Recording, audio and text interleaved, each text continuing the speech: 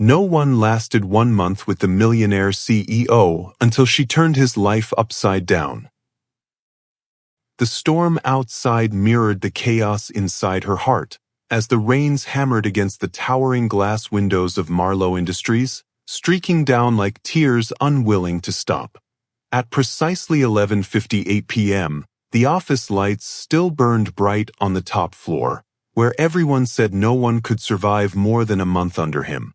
Clara Evans tightened her grip on the trembling folder in her hands. She had no illusions about what people whispered in the hallways. He's ruthless, cold, a perfectionist to the point of cruelty. A man who destroys assistants the way storms break umbrellas. And yet, here she was, walking into the lion's den. The doors to the penthouse office opened with a muted hiss.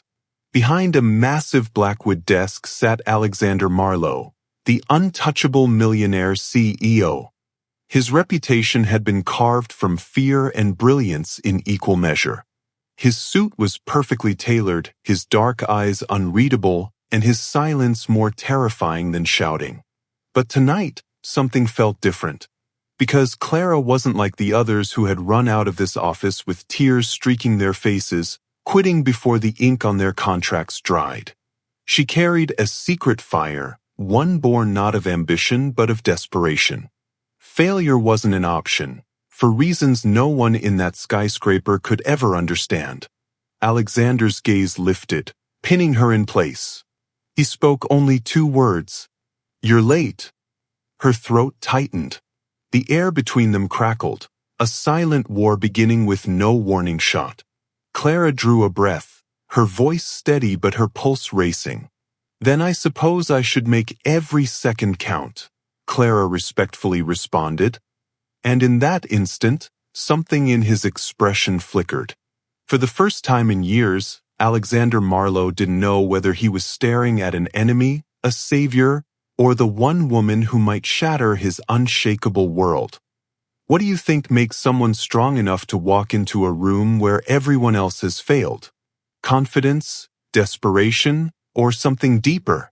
Share your thoughts in the comments. I'd love to know your perspective.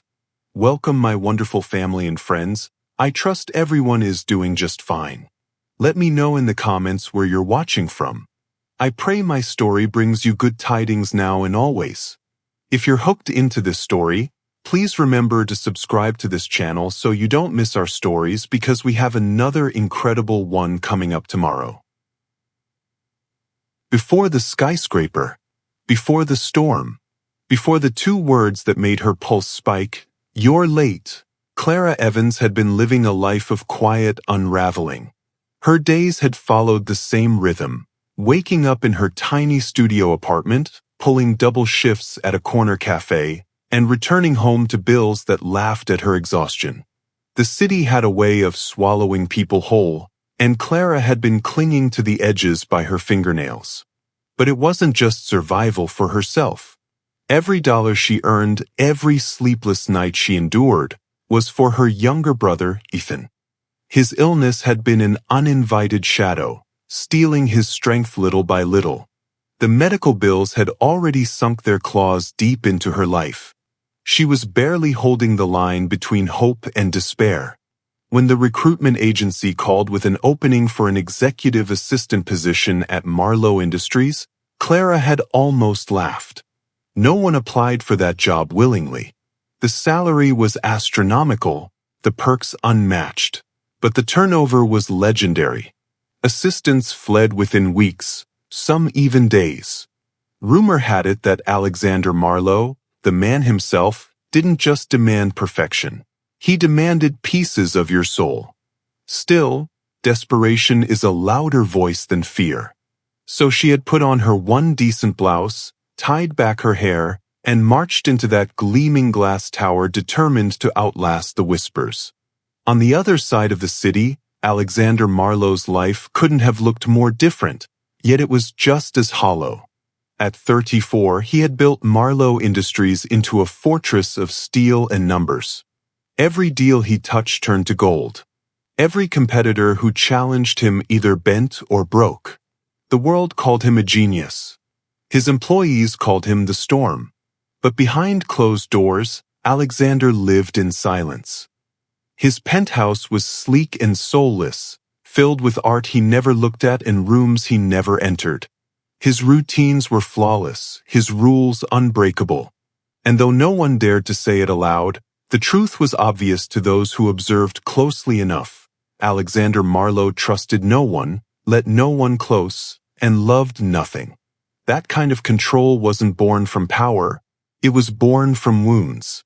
And Clara Evans, whether she realized it or not, had just walked straight into the heart of a man who had sworn the world would never touch him again. Her first week in the job was a battlefield disguised as paperwork. Page 47, he'd say without looking up. She'd flip, fingers trembling, but somehow she was always already there. Coffee, black, exactly 90 seconds from now. She would time it perfectly, placing the cup on his desk with a calm smile she didn't feel. And yet, though her chest tightened with every task, though his voice cut like glass, Clara didn't run. She couldn't. The thought of Ethan lying in his hospital bed gave her spine steel she didn't know she had. What she didn't know was that Alexander had begun to notice. The assistants before her had cracked under his rules, wilted under his gaze. But Clara's silence was louder than their excuses. Her resilience gnawed at his carefully built walls, though he'd never admit it aloud. Late one night, when she thought he wasn't watching, Clara pulled a worn photograph from her desk drawer, a boy with tired eyes and a bright smile. She touched the edges tenderly, unaware of the CO's shadow lingering at the doorway. For the first time in years, Alexander Marlowe found himself wondering, what is she fighting for? If you were in Clara's shoes, facing exhaustion, fear, and the weight of someone else's survival, would you risk everything to take a job everyone else had failed at? Or would you play it safe? Share your honest thoughts in the comments. The night it all shifted began like any other, quiet, efficient, suffocating. Clara sat at her desk outside Alexander's office, the hum of the city below drowned by the endless clicking of her keyboard. It was nearly midnight again, but exhaustion no longer surprised her. She had memorized his preferences, his schedules, the rhythm of his clipped words. She was surviving, but survival isn't the same as living. She thought she was alone when the elevator chimed. At that hour, no one came to the top floor. No one dared. Yet the metallic doors slid open, revealing a deliverman carrying a small, weathered package. "Miss Evans?" he asked, holding it out. Her brow furrowed. She hadn't ordered anything. Still, her name was scrawled across the label in hurried ink, and her chest tightened when she saw the sender's name, Ethan Evans. Her brother. Hands trembling, she tore it open. Inside lay a battered leather notebook, the one Ethan had always scribbled in during his hospital stays, and a single Polaroid photo. But it wasn't a photo she recognized. The image showed Ethan standing outside a building Clara had never seen before, his arms slung around someone she couldn't identify. He looked stronger, healthier. The date stamped on the bottom corner made her heart stop. It was from 3 days ago. But Ethan hadn't left the hospital in months. Her head spun. None of it made sense. "Is that yours?" The deep voice behind her froze her in place. She turned slowly to find Alexander Marlowe standing in the doorway, jacket draped over his arm, sharp eyes narrowing at the notebook in her hands. Clara stammered, It's personal." Alexander didn't move closer, but his gaze lingered. Too long. Too knowing. Then he said something she didn't expect. "You shouldn't ignore it." She blinked. Ignore what?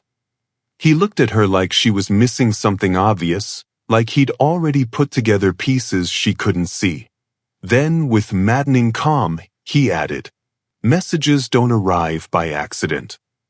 And with that, he walked back into his office, leaving Clara clutching a notebook that suddenly felt less like a gift from her brother and more like a riddle she wasn't ready to solve. That night, sleep wouldn't come. The pages of Ethan's notebook were filled with cryptic notes, numbers, addresses, half-finished sentences that read like codes. Clara couldn't shake Alexander's words. Messages don't arrive by accident. Why had Ethan sent this to her now? And why did Alexander seem almost familiar with the idea of hidden meanings? For the first time since she'd taken the job, Clara realized her fight to survive Marlowe Industries wasn't just about paychecks and hospital bills anymore. She had stumbled into something deeper, darker, and far more dangerous than she could have imagined. Clara couldn't shake the words burned into her mind. Don't trust Marlowe. They followed her into her sleep, into the sterile glow of the hospital where Ethan rested, into the cold silence of Alexander's office. She wanted to confront him. She wanted to scream. But desperation tethered her tongue. Ethan needed her to keep this job. Still, questions gnawed at her. Late one evening, as the office emptied and shadows stretched across the city skyline, Clara tiptoed into the archives wing of Marlowe Industries. The ledgers from Pier 47 hadn't left her thoughts. If Ethan's warning was true, maybe the answers were buried here, in Alexander's empire of paper and ink. Her fingers trailed along dusty spines until she found them, records from the same years as those ledgers. She pulled one free, flipping through pages of contracts, signatures, payments. Then her heart stilled. A name leapt off the paper. Ethan Evans. Clara's hands trembled. Ethan's name appeared not once, but dozens of times, linked to financial transfers and coded notations. How could her sick brother, barely scraping through life, be connected to Alexander's billion-dollar empire years before she even stepped into this office? Looking for something? The deep voice froze her in place. She spun around. Alexander stood in the doorway, shadows cutting across his sharp features. But there was no anger in his eyes, only a knowing heaviness. Clara's voice cracked. Why is my brother's name in your records? He didn't answer right away. Instead, he closed the distance between them, his presence overwhelming. Because your brother wasn't just a patient. He wasn't just some boy fighting an illness. He was part of something before all of this. Clara shook her head, denial rising like bile. No, he couldn't have been. He was just a kid. Alexander's expression hardened. A kid who was used. Recruited by people who wanted access to me. He was clever, Clara. Too clever. And they took advantage of that. Her knees nearly buckled. You're lying.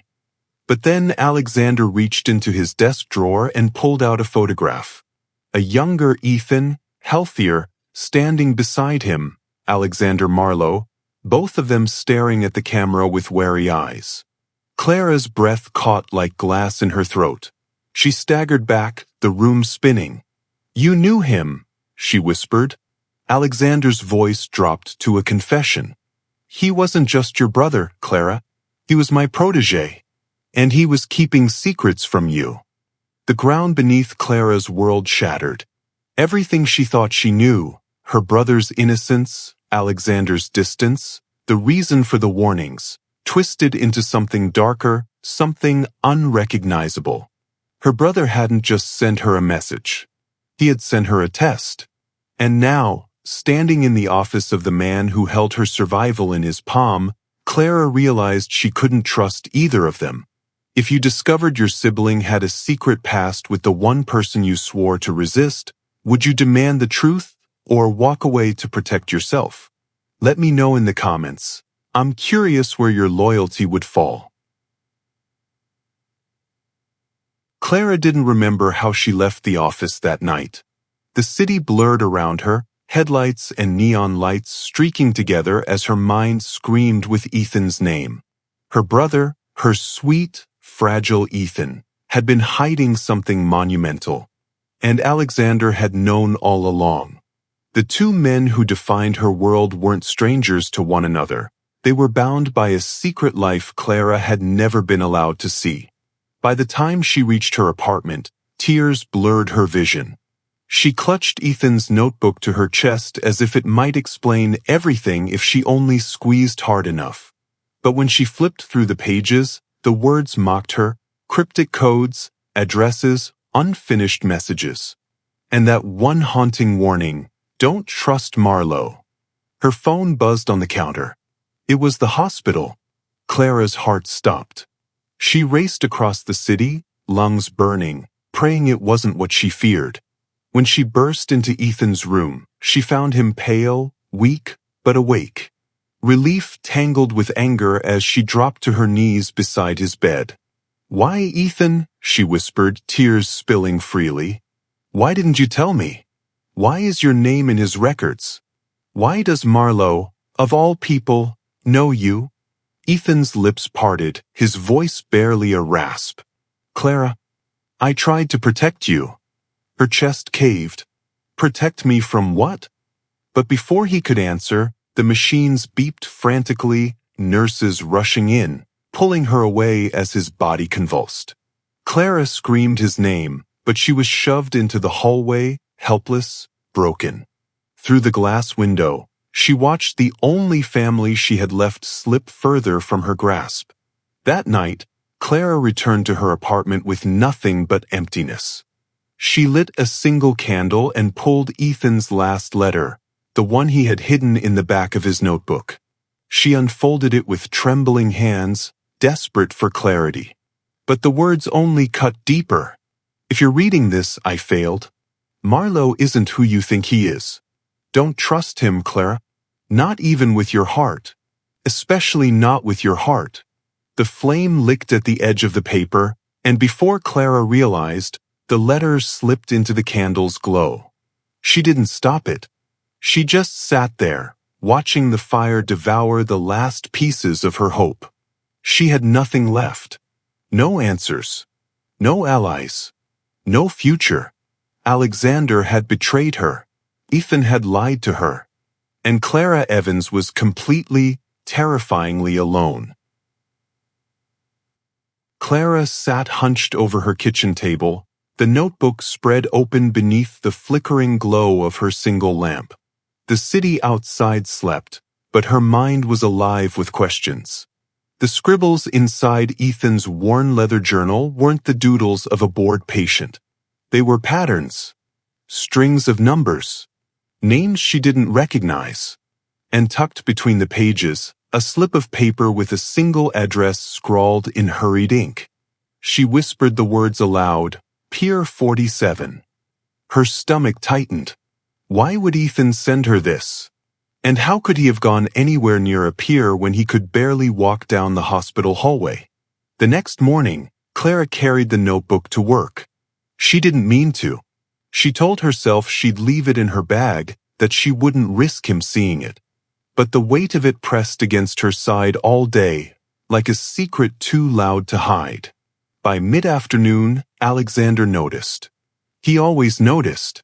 "You're distracted," he said, not looking up from the contracts he was marking in bold red.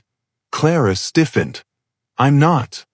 His gaze lifted slowly, sharp and unsettling, cutting through her composure. He didn't press further. But later, when she returned from refilling his coffee, the notebook she had hidden in her drawer was sitting on his desk, opened. Her chest constricted. "That's mine." He leaned back in his chair, unreadable. "Your brother wrote these?" Her voice faltered. "Yes." Alexander tapped the page with one long finger. "This isn't random. These are coordinates. Codes. Whoever sent this wanted you to find something." Clara snatched it back, fire rising in her chest. "You had no right." "Maybe not."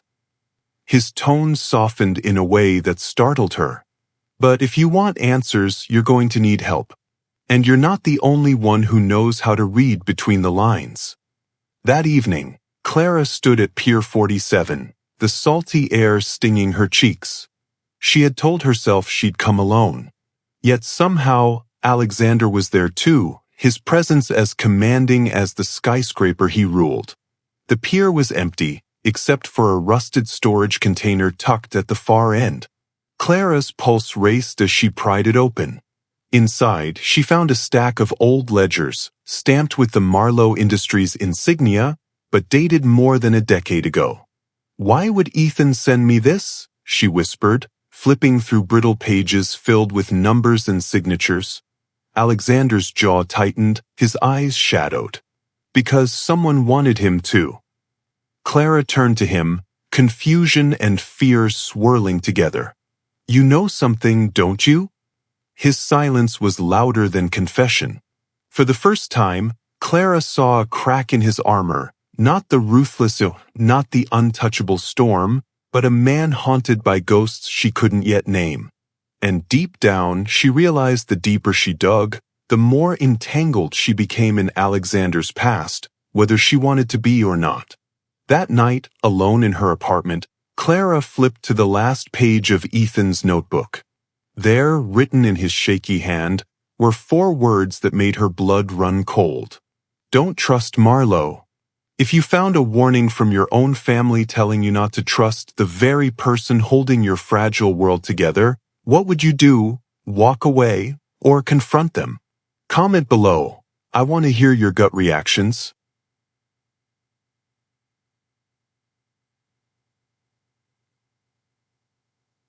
The smell of smoke still clung to Clara's hands the next morning, even though she had scrubbed them raw. Ethan's final letter was gone, burned to ash. And yet, instead of silence, her mind was louder than ever. Don't trust him. Not even with your heart. The words had been meant to warn her away, to make her retreat. But as Clara sat on the edge of her bed, Ethan's notebook resting heavy in her lap, a stubborn realization settled into her bones. She couldn't walk away. Too much had been buried. Too many secrets had already destroyed her family. If she didn't uncover the truth, she would lose not only Ethan but also herself. Clara flipped back through the notebook, scanning every code, every scribble, every strange notation. And then, buried near the middle, she found it. A series of numbers she hadn't noticed before, underlined twice. They weren't coordinates this time. They were dates. Her heart stuttered. The dates matched the very ledgers she'd seen at Pier 47. Every single time Ethan's name appeared in Marlowe's records, he had written down a corresponding entry in his journal. He hadn't just been leaving her riddles.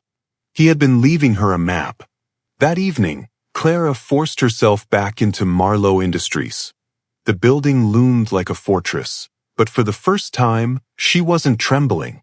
Her fear had sharpened into something else, resolve. She slipped into Alexander's office. He wasn't there, but the room smelled faintly of his cologne, dark and steady. She pulled out the ledgers she had found earlier, laying them beside Ethan's notebook. The dates aligned perfectly. And there, scribbled in the margins of one ledger, was a name she hadn't noticed before. Orion. The word pulsed off the page like a brand. Clara didn't know what it meant, but she knew Ethan wanted her to. She traced the letters with her fingertip, whispering, "Orion, now you're finally asking the right questions." The voice behind her made her jump. Alexander stood in the doorway, his expression unreadable, his gaze locked on the name she had just spoken aloud. Clara straightened, her fear burning into defiance. "Tell me what this means. Tell me what Orion is." For a long moment, Alexander said nothing. Then, slowly, he stepped forward, his eyes darker than she'd ever seen. "It's not a what," he said quietly. "It's a who." Her pulse roared in her ears. "Who then?" His jaw clenched. "The man who ruined both our lives." Clara's breath caught. In that instant, a flicker of understanding sparked. Maybe Ethan hadn't been warning her against Alexander himself, but against the storm of enemies surrounding him. Maybe the truth was more complicated than a single warning could hold.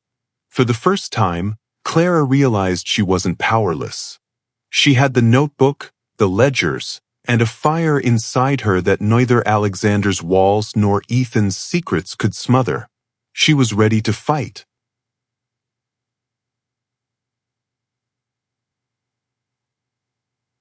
The words still echoed between them. Orion. Clara's hands shook, though her voice stayed steady. Tell me everything. No more riddles. No more half-truths. What does my brother have to do with you? With this name? Alexander's eyes flickered, tormented, reluctant. Then, as if surrendering to a weight too heavy to keep carrying, he gestured for her to sit. Years ago, he began, his voice low and rough, Marlowe Industries was under siege. Not from competitors, but from a man, Orion. He wasn't just ruthless. He was brilliant. He knew how to infiltrate, how to manipulate, how to break systems from the inside. And he nearly broke me. Clara's pulse thundered. What does that have to do with Ethan? Alexander's gaze softened, just slightly. Orion didn't come at me directly. He recruited. He found young minds, sharp and desperate, and used them as pawns. Your brother was one of them. Ethan was never just a patient. He was a prodigy. And Orion wanted him. The room tilted. Clara gripped the edge of the desk. No, Ethan wouldn't. He didn't have a choice, Alexander said firmly. He was manipulated, used. But he wasn't weak, Claire. He left me breadcrumbs, those ledgers, those codes, because he wanted you to see what Orion was. He wanted to expose the truth. And he trusted you to finish what he couldn't. Her breath caught. Tears blurred her vision. Then why would he tell me not to trust you? Alexander's jaw tightened. He leaned closer, his voice nearly a whisper. Because I was part of Orion's world once. Before I broke away. Before I built all this. He gestured around him, to the empire of glass and steel. Your brother feared that the darkness still lived in me. And maybe he wasn't entirely wrong. The air between them cracked, sharp with tension, pain, and something else neither dared to name. Before Clara could respond, the office doors burst open. A tall figure stepped inside, dark coat, darker eyes, a smirk curling his lips. Speaking of me, the stranger drawled. It's rude to keep talking about Orion without inviting him to the party. Clara's blood ran cold. The name was no longer an echo in a notebook, it was flesh and blood standing in front of her. Alexander was on his feet instantly, his presence radiating danger. You shouldn't be here. Orion chuckled, unbothered. And yet, here I am. You've hidden well, Marlowe. Built your little kingdom. But kingdoms fall. And this time, I brought insurance. He snapped his fingers. Two men dragged someone into the room, weak, struggling, pale. Clara's scream tore from her throat. Ethan! Her brother's frail body was forced to the floor. His eyes met hers, glassy but alive. Clara, he whispered. Something in Clara broke open. All the fear, the doubt, the betrayal, none of it mattered anymore. All that mattered was saving him. She turned on Alexander, fury blazing. You knew he was alive. You knew he was still in danger. Alexander's eyes were fire. And now we finish it. Together. The room erupted into chaos. Orion's men lunged, but Clara wasn't frozen anymore. She grabbed the heavy ledger from the desk and swung, sending one crashing to the ground. Alexander moved with lethal precision, disarming the second with a force that made the windows rattle. Orion laughed, stepping back. Ah, there it is. The fire. The weakness. His gaze slid to Clara. You're just like your brother. Always fighting battles you can't win. Clara lifted her chin, chest heaving. Maybe, but at least I don't fight alone anymore. In that moment, Alexander glanced at her, really looked at her, and something unspoken passed between them. A pact. Together, they turned on Orion. The struggle was fierce, brutal. But in the end, Orion was forced down, handcuffed with the very steel bindings Alexander had hidden in his desk for this day. His smirk finally faltered as Alexander pressed him to the floor. "It's over," Alexander growled. Orion sneered. "For now." Clara ignored him, dropping to Ethan's side. She cradled her brother, tears streaming freely, relief flooding her chest as she felt the weak but steady pulse beneath her fingers. "It's okay," she whispered. "I've got you now. I'm not letting go." And for the first time, she believed it. Do you think Clara and Alexander's uneasy alliance will hold strong after this battle, or will the scars of betrayal keep them apart? Let me know in the comments. I can't wait to hear your thoughts.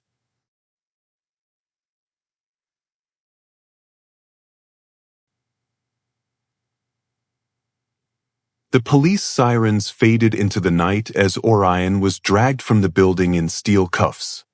His mocking laughter echoed down the marble halls, but Clara no longer flinched at the sound.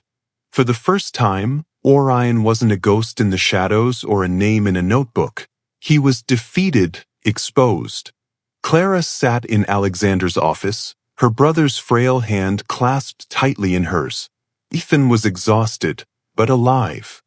His chest rose and fell in steady rhythm, and that was all that mattered. She pressed her forehead to his and whispered, "We're going to be okay now. I promise." When she lifted her eyes, Alexander stood at the window, the city sprawling behind him like a kingdom he had conquered at terrible cost. But tonight, for the first time, his posture wasn't rigid. His shoulders were lowered, his mask fractured. He turned slowly, his gaze settling on her. "You saved him," Clara said softly. Alexander shook his head. "No, we saved him. And you saved me." Her heart stumbled at the words. For weeks, she had seen him as an untouchable storm, a man carved from stone and shadow. But now, she saw the truth. Alexander Marlowe was a man who had once lost everything to darkness, and who had chosen to keep everyone at arm's length rather than risk that pain again. And she had broken through. Clara rose, walking to stand beside him. The city lights painted his face in gold and silver. "Ethan warned me not to trust you," she admitted. "And maybe he wasn't entirely wrong. But I think what he really meant was not to trust the man you used to be." Alexander's throat worked as though the words lodged there. He looked at her with something raw, unguarded. "And now?" She met his gaze without fear. "Now, I trust the man you're becoming." The silence between them stretched, electric and fragile, until Ethan's weak voice broke through. "If you two don't kiss right now, I swear I'll relapse." Clara gasped, laughing through tears, while Alexander's lips curved, an expression so rare, so unpracticed, it nearly undid her. And then, without hesitation, he leaned in. The kiss was gentle, tentative at first, but it carried the weight of every wall that had crumbled, every secret laid bare, every choice to fight instead of run. Weeks later, life was far from simple, but it was real. Ethan began his recovery, stronger than Clara had dared to dream. Marlowe Industries shifted under Alexander's new vision, still powerful, but no longer ruled by isolation. And for Clara, she had found not only survival but also purpose. She walked into the office one crisp morning, greeted not by fear but by warmth. Alexander stood waiting, 2 cups of coffee in hand. "You're late," he teased. Clara smirked, stealing a sip. "Then I guess I should make every second count." And for the first time, the storm didn't rage around her. It calmed. What do you think is more powerful in love and life?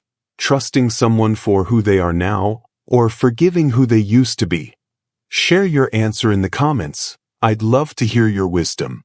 If this story got you hooked, please hit that subscribe button now. Click on the notification button as well so you don't miss another great story coming tomorrow.